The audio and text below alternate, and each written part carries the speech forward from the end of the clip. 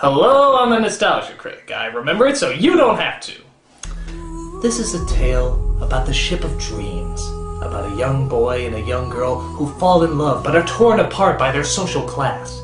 And only at the height of their emotional commitment does the ship meet with disaster. Wait, no, that's James Cameron's highest grossing film of all time, Titanic. My mistake.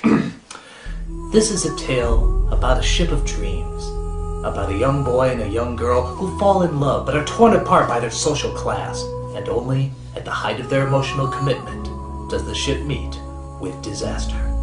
This is the story of Titanic, the animated musical. Hold me, never let me go. Now, before you say anything, let me answer your very first question. Yes, this is real. Some Italian fart over in Italy decided he wanted to tell his version of how he saw the Titanic, which of course is completely different from that other little independent film that came out just a few years earlier. This charming little version has talking geese, Mexican mice, and, I'm really not kidding here, a rapping dog. I swear to that is true. A rapping dog. This film is actually so bad that a lot of people debate whether or not it actually exists. Copies of it are very hard to find, and most people who see snippets swear it's just something done by a 5th grader on Adobe Flash. But here's the DVD to prove it. Titanic. As it says on the back how they embark on the real adventures of the Titanic. Oh yeah, because all the other stories you've heard weren't the least bit exciting or credible, were they? No. This is the exciting version with what really historically happened on the Titanic. With Mexican mice and a rapping dog. Hello! Be afraid, my fellow viewers. Be very, very afraid. Let's dive in. No pun intended. So the film is actually called Titanic, the legend goes on. Yeah, because that doesn't sound at all like another person's song, does it? As the film surprisingly skips ahead a tad to show the actual sinking of the ship. Well, way to give away the ending. You can probably tell from this opening that the animation isn't all that spectacular. I mean, you have one of the greatest disasters of all time happening, and what do they focus on? The people rowing!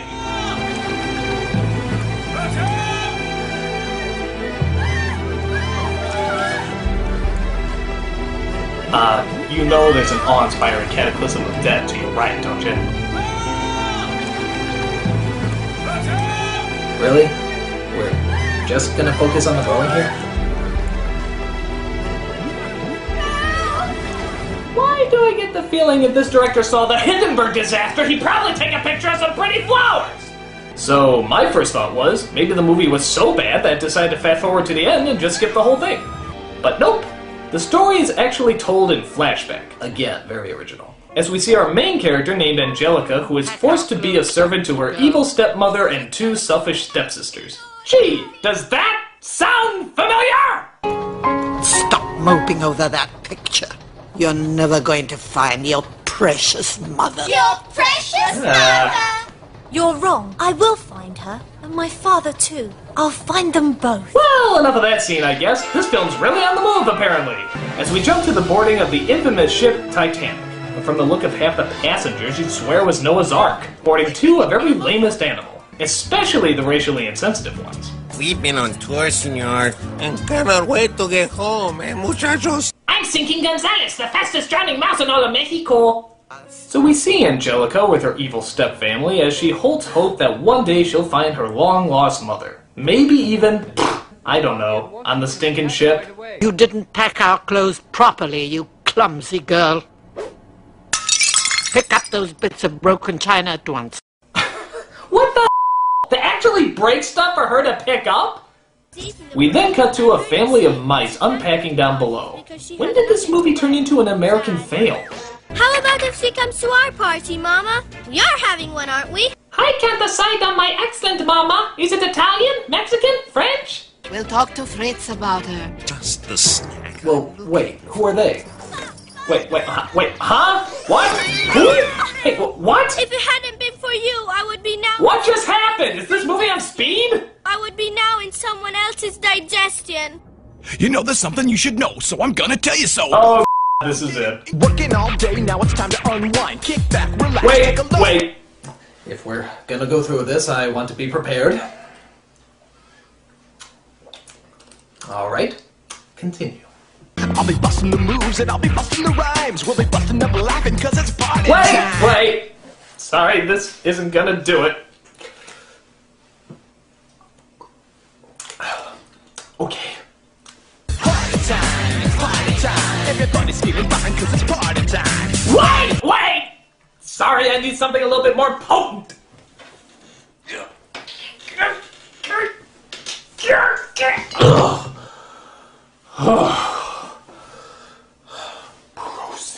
Party time. So, yeah, this is just as bad as you'd think it is. I mean, never mind the fact that the dog is wearing a jersey and singing music that won't be developed for several decades, but what motivates him to do such a thing anyway? I mean, this was the lead-in line. If it hadn't been for you, I would be now in someone else's digestion. Yes, thank you! If there's anything we can do to help, just let us know! You know there's something you should know, so I'm gonna tell you so. Don't sweat it. Forget it. Enjoy what are you the show. doing? Working all day, now it's time to unwind. Kick back. Did I at any point indicate that I wanted a rap number? I'll be busting the moves and I'll be busting the rhymes. We'll be busting up laughing cause it's party time.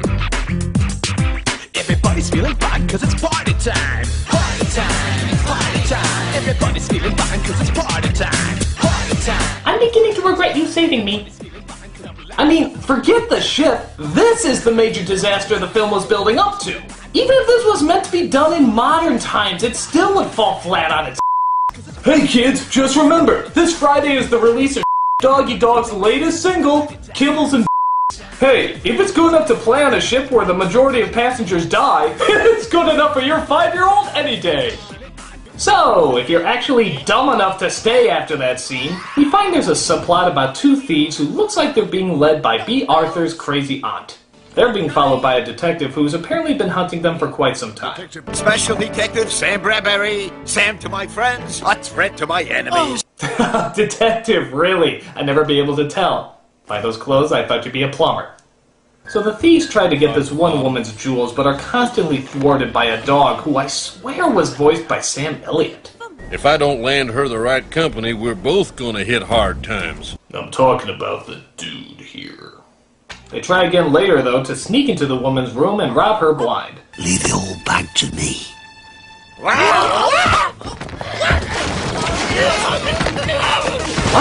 Huh? Well, why is there... Who?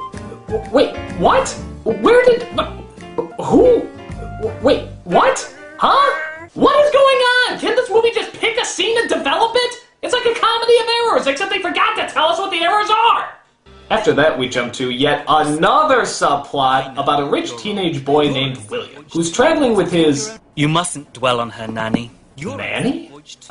Isn't he a little old to be having a nanny? I mean, what age does he have puberty? 35? Relax. Who knows what's around the corner? I dream of my first building going up in America. By I'm so delightfully bland. I wonder if my little girl has had a proper education. Expect I'll never know. Oh, how about that? She lost a daughter years ago. Gee, I do wonder how this is all gonna end. It's just throwing me on so many loops. He goes outside to do blandish things when he bumps into Angelica. From there, it's contrived love at first sight. I bet you look ravishing in this. It's not mine.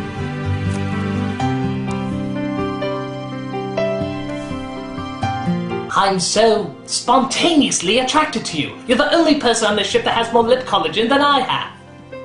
So as you can tell, this is just a role reversal of the other Titanic movie. Except instead of a rich girl and a poor boy, it's a rich boy and a poor girl. Is something wrong, Master William? I met a sweet, charming girl. I don't know who she is, or even what part of the ship she's in. She only said one sentence to me, but it was so non-fragmented that I know that she has to be the one. So, will this couple meet again? You bet your poor plot lines they do, as William comes across a little girl who lost her ball. My ball! It fell down there! My ball! I lost my ball! This is the worst possible thing that could happen to me on this trip! I'll get it for you. Back in a minute. While down there, he comes across Angelica again, as the two seem to, hit it off, I guess. I was too busy looking for someone. Now that I've found her, I'm not going to let her get away from me again. Now get in the bag before I stab you repeatedly!